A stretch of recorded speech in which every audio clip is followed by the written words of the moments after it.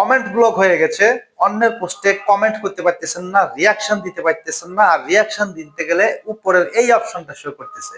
তো ভিডিওটা আপনার জন্য। চলো কমেন্ট ব্লক কিভাবে ছাড়াবো আমরা, লেটস গো। প্রথমে আমরা আমাদের ফেসবুক অ্যাপসে যাব।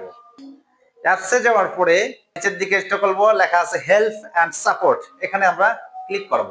এখানে ক্লিক করার পরে আমরা রিপোর্টে প্রবলেমে ক্লিক করব। ক্লিক করার পরে রিপোর্ট প্রবলেম এই অপশনটাতে আমরা ক্লিক করব। ক্লিক করার পরে একটা ইন্টারফেস শো করবে, যেখানে ইনকুল্ট লেখা আছে, ইনকুল্টে আমরা ক্লিক করব। ইনকুল্টে ক্লিক করার পরে যেহেতু আমার এটা প্রোফাইল, আমি প্রোফাইল সিলেকশন দেব। নিচের দিকে ইনস্টল করলে দেখা যাবে এখানে প্রোফাইল লেখা আছে, আমরা এই প্রোফাইলে ক্লিক করব।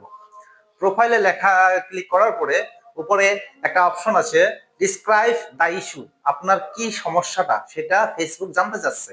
তো যেহেতু সেটা জানতে চাচ্ছে, অতএব আমার লেখা আছে সেখান থেকে আমি এটা কপি করে দেখে দিয়ে দেব। বাট তোমরাও আমার মতো এভাবে দিয়ে দিতে পারো।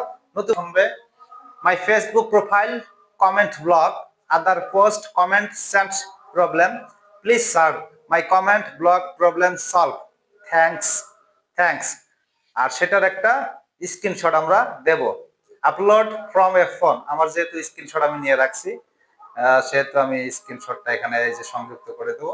সংযুক্ত করে দেওয়ার পরে জাস্ট এই যে সেন্ড রিপোর্ট একটা অপশন আছে, উপরে এখানে তীরের মতো চিহ্ন আছে, সেখানে ক্লিক করে দেবা।